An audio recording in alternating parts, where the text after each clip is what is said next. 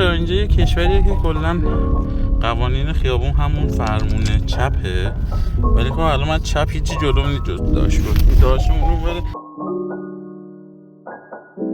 ماشینای راستشون نمیدونم چرا راست میخرم واقعا. اینو یکی برای من حل و فصلش کنه خیلی خوبه. نصف ماشینا چپ هم نصفشون راستن.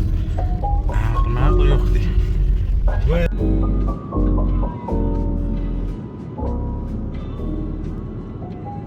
Hello to the best viewers in the world. Tonight, we're taking you on a thrilling adventure in Russia. We start from the quiet, cold streets of several different cities, where the nights have a unique charm.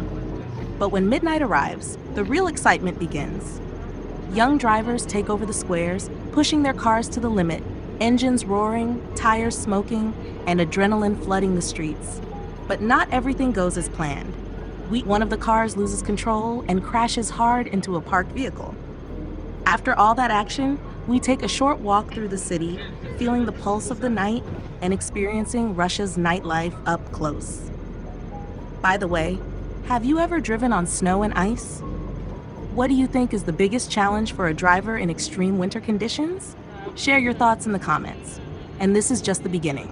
Our next video will be even wilder. We're heading to Teriberka, near the Arctic, to ride snowmobiles through the untouched snowfields of the far north. It's going to be a freezing but epic journey. So, if you don't want to miss out, make sure to subscribe and turn on notifications. Your likes and subscriptions are our biggest motivation and support. Thanks for being here. I wish you all the best, and until the next video, goodbye.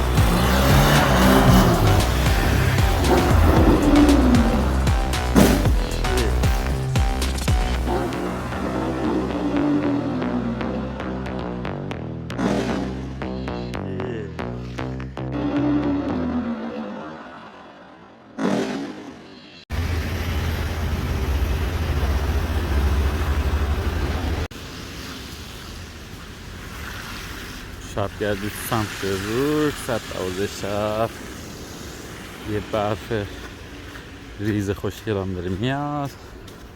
هوا عالیه. البته خب برای من عالیه. من عاشق این هوا، عاشق برف و سرما و خیلی خوبه. یکم قدم بزنیم ببینیم چه خبره تو این شهر.